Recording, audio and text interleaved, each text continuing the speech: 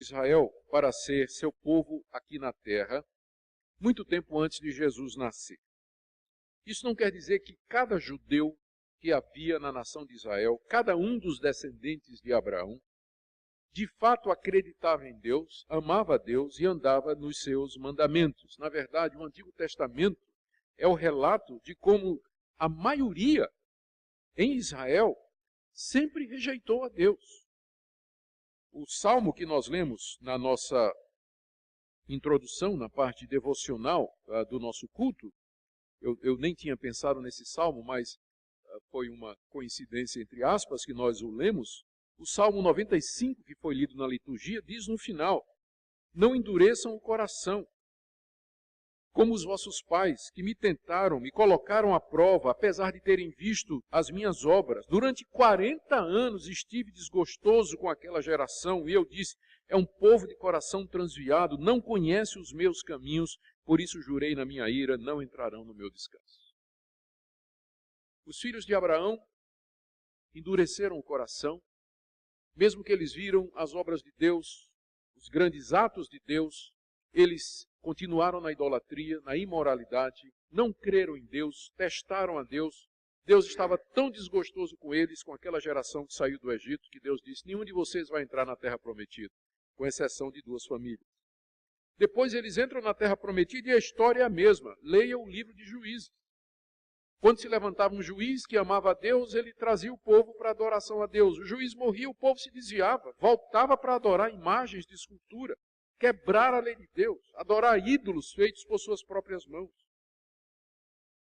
Quando chegou o período da monarquia, Deus levantou reis piedosos, como Davi, Josafá, Ezequias, Uzias, que conduziam o povo a adorar a Deus e servir a Deus, mas bastava esse rei morrer e subir um rei que não era tão crente, tão piedoso, e o povo outra vez voltava para a idolatria, para a injustiça, para a opressão, para a ganância, a avareza, a imoralidade, o adultério. Por isso que Deus levantou os profetas. Leiam os profetas, todos eles dizem: esse é um povo de coração duro, um povo que quebra os mandamentos de Deus, que anula a aliança, a ponto de Jeremias dizer: Deus vai fazer uma nova aliança, porque essa está sendo anulada pela dureza do coração desse povo. Então, o fato de que Deus escolheu a nação de Israel não quer dizer que cada israelita era crente, e que cada israelita foi salvo, e que cada israelita cria em Deus e que amava a Deus e fazia a vontade de Deus. Na verdade, o Antigo Testamento fala de um remanescente fiel, de um Israel dentro de Israel, de um grupo dentro de judeus, dentro dos judeus, do povo judeu, que era realmente aquele que temia Deus, que cria em Deus, que amava a Deus, que esperava a realização daquelas promessas, como, por exemplo, Davi, os próprios profetas, Samuel, profeta Daniel, Ana, que era mãe de Samuel.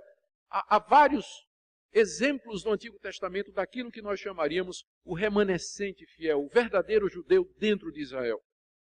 Aquele que de fato amava a Deus e cria em Deus. Não pensemos que só porque eram filhos de Abraão e circuncidados e que nasceram debaixo da lei, que todos eles foram salvos ou foram para os céus. O próprio Jesus disse aos fariseus: não comecem a dizer, sou filho de Abraão, porque Deus pode levantar filhos de Abraão aqui dessas pedras.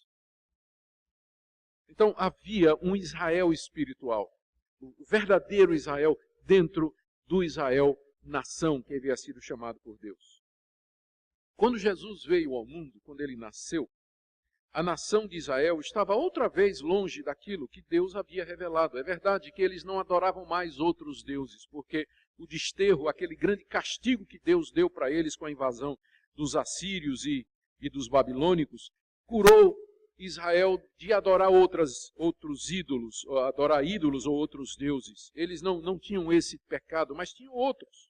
Os escribas haviam introduzido interpretações estranhas da Bíblia e criado mais e mais mandamentos, colocando uma carga pesada sobre o coração do povo, de maneira que aquela religião que Deus havia revelado a Israel através de Moisés, que era uma religião da graça e da misericórdia de Deus, virou algo externo, de observância externa, alguma coisa meritória. O judeu pensava, ou era ensinado que o judeu era salvo pela guarda dos mandamentos, pela observação da tradição moral. Era uma religião de mérito, legalista. E a esperança escatológica do Messias era eminentemente política e militar. Em vez de se lembrarem que o Messias era o servo sofredor de Isaías 53, os judeus estavam se concentrando na expectativa da chegada de um redentor que os livrasse do jugo político e do domínio do Império Romano, e que Israel, sob o comando do Messias, se tornasse a nação mais poderosa da terra e governasse e dominasse sobre todos os povos. Era esse o ambiente, era essa a situação quando Jesus nasceu. Eram todos os judeus assim? Não. Como sempre, havia um remanescente fiel. Havia judeus em Israel, quando Jesus nasceu, que tinham a esperança da chegada do Messias da forma correta. Um Messias que viesse resgatar Israel dos seus pecados, que viesse trazer a libertação das iniquidades, que viesse trazer não um reino político, mas um reino espiritual duradouro e eterno, como disse o profeta Daniel.